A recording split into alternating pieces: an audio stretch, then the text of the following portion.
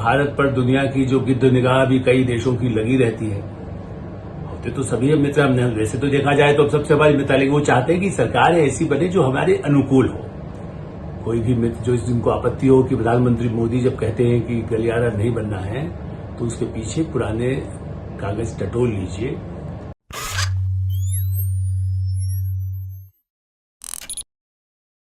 नमस्कार, मैं हूं आलोक मेहता।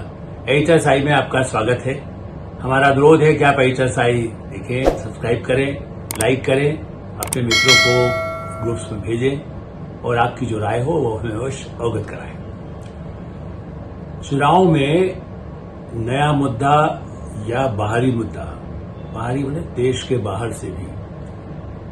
देखिए, जिस तरह से भारत के चुनाव पर दुनिया की निगाह लगी है, उसमें आप सुनते तो होंगे कि सबका रुचि होती है, उनके डिप्लोमेट रिपोर्ट भेजते हैं।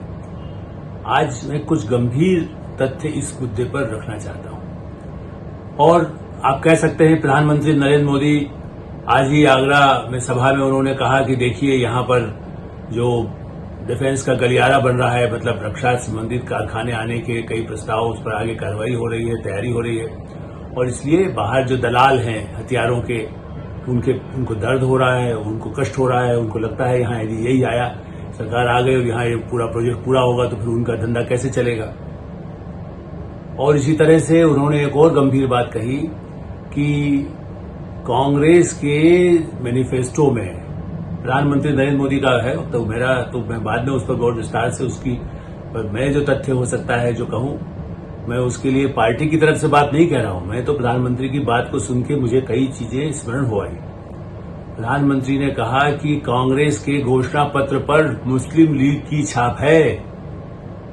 मुस्लिम लीग की, पाकिस्तान बनने वाली जो पार्टी जिस समय रही, उसका एक विंग यदि आप कहें, वो इंडियन मुस्लिम लीग है, लेकिन उसकी छाप मतलब एक घोर कट्टरपंथी सांप्रदायिक पार्टी की छाप। उसके साथ गठबंधन होता है, नहीं होता है, तब भी कांग्रेस पार्टी तो दोनों तरफ समझौता भी करती है, उसके साथ गठबंधन करके चुनाव लड़ती है, कभी सीपीएम के साथ तो कभी उनको भी उनसे लड़ती हुई दिखती है। लेकिन इस बार ये जो प्रधानमंत्री के पास जो सूचनाएं होती हैं, वो मैं नहीं मानता कि वो खाली चुनावी सूचनाएं होती हैं। और इसलिए ये अमित शाह गृहमंत्री हैं या उनके सुरक्षा सलाहकार हैं डोवाल, उनके पास सूचना का पूरा तंत्र, चूंकि भारत ये चुनाव केवल लोकतंत्र, जनता को क्या मिलेगा इस पर नहीं है, भारत की रक्षा का जुड़ा हुआ भी है। भारत पर दुनिया की जो गिद्ध निगाह भी कई देशों की लगी रहती है। होते तो सभी मित्र हमने वैसे तो देखा जाए तो सबसे हमारी मित्र, लेकिन वो चाहते हैं कि सरकार ऐसी बने जो हमारे अनुकूल हो। कहने को वो मोदी जी के साथ सब अनुकूल है, लेकिन अंदर से तो लगता है कि वो इतने ताकतवर होंगे तो क्या होगा। और मोदी जी कह रहे हैं तो आप कहेंगे आप तो बड़ा मोदी भक्त हो गए हैं, मोदी के समर्थन में बातें कह रहे हैं जो उन्होंने भाषण दिया। नहीं, मेरे पास वो सब मेरे खुद के लिख भी है, कुछ टिप्पणियां हैं, कुछ मैंने रिपोर्टिंग किया है। इंदिरा गांधी भी यही कहती थी, मैं यदि जो सरकार में रहेगा तभी तो उसको सूचना होती थी।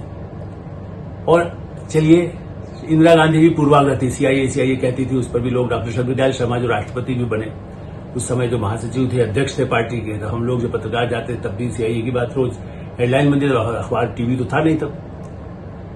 लेकिन CIA की अपनी रिपोर्ट, चूंकि वहां जो सूचना का अधिकार है, फ्रीडम वाला जो एक्ट है सूचना की स्वतंत्रता का अधिकार जो वहां पर है, उसके दस्तावेजों को मैं जिक्र कर रहा हूं, मेरा नहीं।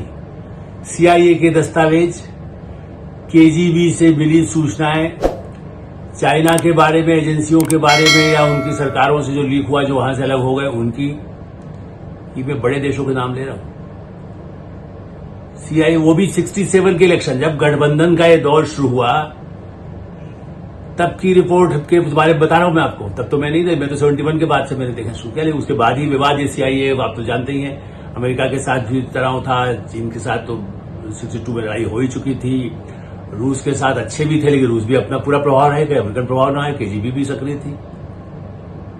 तो इसलिए मैं किसी एक पक्ष की बात नहीं कर रहा हूं। भारत पर इस तरह की निगाह CIA की रिपोर्ट में, उनके जो राजदूत रहे भारत में अमेरिका के, इसका मैं कई बार जिक्र कर चुका हूं। मोइनुद्दीन तो पुराने थे ही उस 70 के दशक में, बाद में वो सीनेटर भी बने हुए हैं। उन्होंने भी फिर CIA से संबंधित जो डायरेक्टर रहे या उस समय के जो पत्रकार रहे, उन्होंने लॉस एंजलिस टाइम्स में, न्यूयॉर्क टाइम्स में बड़ी बड़ी रिपोर्ट लिखी। जो पुस्तक आई वो भी सामने आई कि कैसे 67 के इलेक्शन में, 71 के इलेक्शन में, 77 के इलेक्शन में, उसके बाद 80 के इलेक्शन में, 84, 85 तो आप जाने रहे, जब इंदिरा गांधी की हत्या हुई तो उसमें तो सब, चाहे वो भारतीय जनसंघ के हो, भाजपा के हो, जो पार्टियां रही थी सोशलिस्ट, उन सबको लगा था देश के ऊपर कोई न कोई बाहरी षड्यंत्र भी, जिस तरह का हमला हुआ आतंकवाद के तहत ही हुआ, उनकी हत्या हुई, राजीव गांधी की हुई, तो उसमें भी कोई केवल ये नहीं कह सकता कि केवल ऐसी घटना थी। उसके पीछे कई शक्तियां काम करती हैं। मैं इसलिए कह रहा हूं, आप इस समय भारत के विरोधी शक्तियों के बारे में भी सोचिए जो भारत को आगे नहीं बढ़ाए। एक होता हम साथ रहें, मेरा हथियार लीजिए और इसलिए साथ है, अब मेरा व्यापार करने दीजिए तो हम साथ हैं। लेकिन हाँ, हमसे आगे दौड़ में मत जाइए आप। आर्थिक प्रतियोगिता में निगाह में खुद भी कह देते, हाँ भारत बहुत तरक्की कर रहा है, बिल्कुल 3 नंबर पर है, 5वें, तीसरे पर आ जाएगा, तीसरे नहीं पहले पर आ जाएगा 20 साल में। हम तो आत्मविश्वास से अपनी ताकत बढ़ाने के लिए कहते हैं। लेकिन CIA की रिपोर्ट, आप कोई भी मित्र जो जिनको आपत्ति हो कि प्रधानमंत्री मोदी जब कहते हैं कि गलियारा नहीं बनना है, तो उसके पीछे पुराने कागज टटोल लीजिए।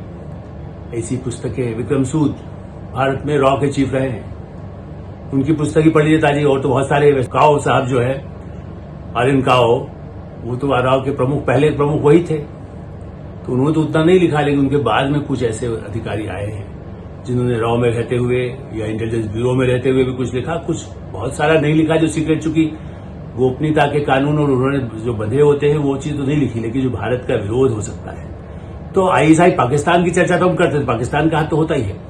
लेकिन एक और, आपने मुस्लिम लीग की बात आती है तो आपको एक इंटरेस्टिंग बात बताते हैं। उन्हीं दस्तावेजों से जो पुराने अमेरिका के सरकार में रखे हुए और CIA के दस्तावेजों में भी, या बाद में इस तरह की जो पुस्तक आई जो अमेरिका के ही लेखकों के द्वारा लिखी गई, उसमें ये बताया गया है कि मुस्लिम लीग को लीबिया से समर्थन मिल रहा था। आपने गद्दाफी का नाम सुना होगा, वो यहाँ आए थे नांदलाइन के समय। मैं भी उस सम्मेलन में वहां पत्रकार के रूप में मौजूद था, वर्षों पहले की बात है, इंदिरा गांधी के समय।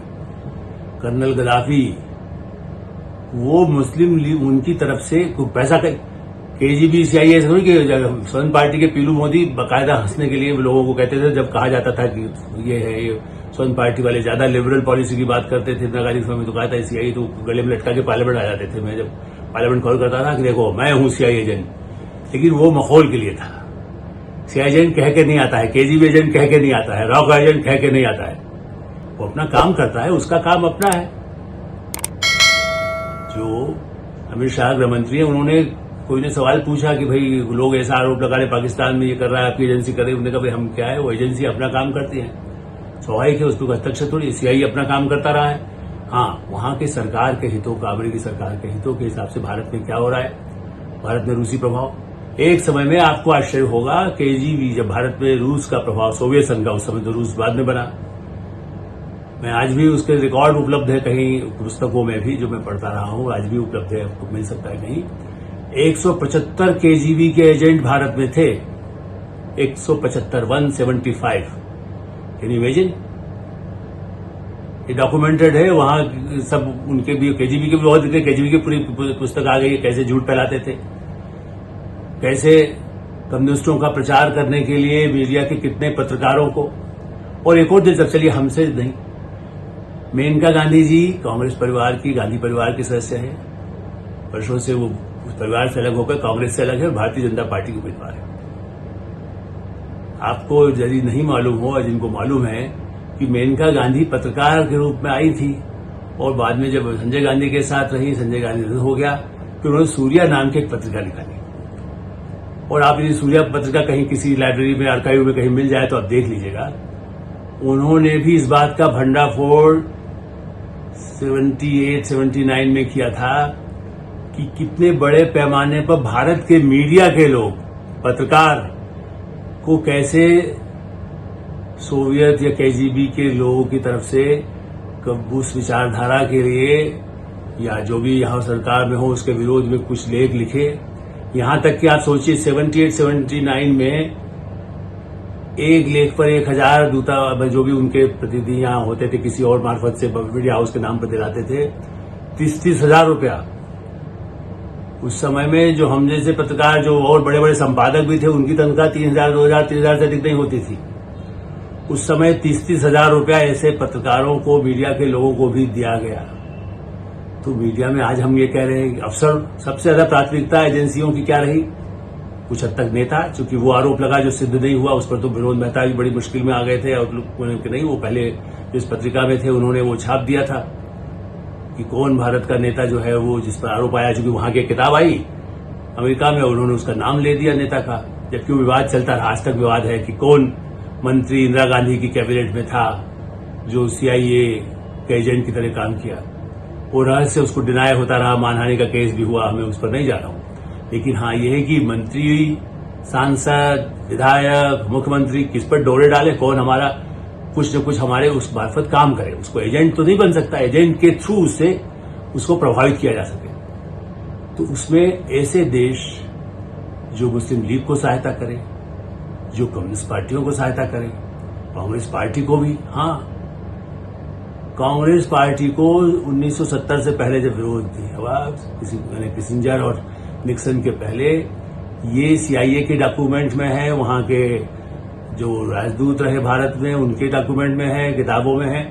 2 बार कांग्रेस पार्टी को भी सहायता दी गई CIA के लोगों द्वारा। और होता क्या तब तो क्या है कि वो भी मजेदार बात है, चुनाव में तब भी आजकल तो 100-200 करोड़ एक इलाके में खर्च हो जाता है एक प्रदेश में, लेकिन उस समय पूरे देश में जब 100-200 करोड़ खर्च होता था तो एक पार्टी को 25 लाख दे दिया, 50 लाख दे दिया, कुछ ऐसे उम्मीदवार जो दिखते थे, ज्यादा 1 करोड़ की बात भी नहीं होती थी, ऐसा उनके रिकॉर्ड में दिखाया गया। हो सकता है और लोगों को भी दिया गया, लेकिन जिसकी मैं नाम इसलिए नहीं ले रहा हूं कि किन पार्टियों को, किन नेताओं को दिया गया, उसके नाम भी कुछ हैं जो कहीं रिकॉर्ड में CIA ने लिखे, लेकिन उसने किसी का नाम लिख दिया वो डायरी की तरह, इसलिए मैं उसको पुष्टि नहीं कर सकता। और इसलिए मैं हर देश का कर रहा हूं। अब चीन कितने सालों से सक्रिय है, चीन में एक मीडिया हाउस पकड़ा गया है ना, अदालत में जा रहा है मामला, वो तो आतंकवाद वाले विरोधी में भी जा रहा है न्यूज क्लिक का। अब तो उसके और ज्यादा सबूत मिल गए हैं, 7,000 पेज की रिपोर्ट आ गई है। तो चीन सक्रिय है, चीन कतई नहीं चाहता भारत ताकतवर हो, ऊपर से व्यापार संबंध रखना चाहता है, आर्थिक संबंध रखने को आज भी बात करता है, कहता है हम रखेंगे, सीमा पर भी शांति रहे। एस जयशंकर ने भी अभी BBC अब कहीं जब उनके लिए कहा कि देखिए ये लोग तो कहेंगे चुनाव करवाई क्यों रहे हैं, विदेशी प्रचारण सेवाओं का भी दुरुपयोग उपयोग जो है एजेंसियां करती हैं, ये भी प्रमाण है। उनको लगता है भारत में चुनाव क्यों हो रहे भाई, आज में चुनाव के ये भी सवाल उठाते हैं, चुनाव क्यों, चुनाव तो हुए 5 साल में होते हैं। मैंने उन्होंने व्यंग करके कहा, उनका कहना था कि उनका आकलन वो तो इस हद तक कह सकते हैं चूंकि उनको तकलीफ होती है हमारे कार्यक्रमों से। और जयशंकर तो बहुत डिप्लोमेट है, वो कोई साधारण राजनीतिज्ञ नहीं है जो कुछ भी अपनी बात बोल दे, जो कोई उत्तेजक बातें कह सके। पूरे विश्व की राजनीति को समझते हुए एस जयशंकर विदेश मंत्री ने अपनी बातें कही हैं। देखिए जो महत्वपूर्ण पदों पर है, चुनाव में कई बार ऐसी बातें भी सामने आ जाती है जो देश के हित में हो, कई बार उत्तेजना में, गुस्से में हो सकती है, आक्रोश तो चूंकि होगा चूंकि सरकार में वो सिस्टम में काम कर रहे हैं, और इसलिए वो बातें। और जयशंकर का आप इंटरव्यू देखिए जो कल दिया गया है, और बड़ा भाषण है, बल्कि वो इंटरव्यूज भी उन्होंने कई दिए हैं, उसमें कहा है कि हाँ ऐसे बाहर भी ऐसे कई लोग हैं जो नहीं चाहते हैं उसमें, और वो मीडिया का कवर हो सकता है, वो ब्यूरोक्रेट का हो सकता है। जैसे मैंने कहा था, नेता, ब्यूरोक्रेट और मीडिया, 3 को बाहर की जो शक्तियां हैं वो उपयोग करती हैं चुनाव में, इसलिए उससे बचने की जरूरत है। मेरा यह कहना है कि कोई पार्टी हो देश में, आप उस पार्टी के देश के हित में जो काम करे उसके विचार से आप सहमत हो, उसके आधार से सहमत हो, किसी धर्म से सहमत हो, किसी उसके आरक्षण के मुद्दे पर सहमत हो, असहमत हो, लेकिन कोई विदेशी उपयोग कर रहा है उनके चंगुल में न फंसे, और सतर्क रहे कि वो देखिए ये पहरेदारी उससे भी अधिक आवश्यक है। और इसीलिए मुझे लगता है कि भारत रक्षा में आत्मनिर्भर हो, आर्थिक रूप से आत्मनिर्भर हो, कृषि में आत्मनिर्भर होकर विदेशों में निर्भर काफी हद तक हो ही रहा है। गेहूं तो हम एक्सपोर्ट करने की स्थिति में है, दूसरे मिलेट का कितने बड़े पैमाने पर प्रचार हो रहा है, स्वास्थ्य के क्षेत्र में आगे हो रहे हैं। तो हम हों, कोई सरकार आएगी तो अब उसको रोक तो नहीं पाएगी, कैंसिल करना बड़ा मुश्किल होगा। जैसा कहा गया कि आरक्षण खत्म कर देंगे, ये अफवाह फैला करके यही तो प्रचार प्रोपेगेंडा होता है। कोशिश यही होती है, जो खुद करना चाहते हो आरक्षण को खत्म, वो कहेंगे आरक्षण खत्म करवा देगी बीजेपी यदि वापस आ गई, चुनाव तो होगा ही नहीं। इस तरह की अफवाहें फैलाने का काम विदेशी ताकतें अपने मार्फत उन लोगों के कानों तक पहुंचाती है। हो सकता है वो उसके एजेंट ना हो, एजेंट उनको कन्विंस करता है कि देखिए अब इसके बाद चुनाव तो होगा नहीं, इसलिए अब देखो क्या फायदा है चुनाव में, तुम मत जाओ, वोट ही मत डालो, खत्म हुआ किस्सा। या ऐसा प्रचार हो इससे लोग डरते रहे, मशीन बहुत खराब है, सुप्रीम कोर्ट तक को ला करके दे। तो ये सारी शक्तियां ऐसी हैं जो भारत के चुनाव के तंत्र को भी नुकसान पहुंचाना चाहती है, भारतीय समाज को नुकसान पहुंचाना चाहती है, भारत के भविष्य को चौपट करना चाहती है। तो ये मैंने कहा, ये CIA KGB का रिकॉर्ड, चाइनीज एजेंसी का रिकॉर्ड, ISI का रिकॉर्ड, हम जानते हैं कि भारत में कैसे आतंकवादी हमले, जम्मू कश्मीर में आज भी उनको चैन नहीं मिल रहा है कि वहां चुनाव शांतिपूर्वक कैसे संपन्न हो रहा है। पंचायत के चुनाव हो चुके थे, अब तो लोकसभा के चुनाव भी उस क्षेत्र में होने जा रहे हैं। ऐसी स्थिति में मेरा मानना है कि जागते रहो, वोट देते रहो, अपनी सरकार बनाते रहो और विदेशी ताकतों को, जैसे ब्रिटिश हुकूमत को हटाया गया था, हर कीमत पर दुनिया की किसी ताकत को अपने इस वोट पर, अपने इस लोकतंत्र पर आंच मत आने दो। एडिटर साहब मैं विराम देता हूं और आप ऐसे देखते रहें, सब्सक्राइब करें, लाइक करें, अपने मित्रों को फॉरवर्ड करें और जो आपकी राय हो वो भी हमें भिजवाइए। धन्यवाद, नमस्कार।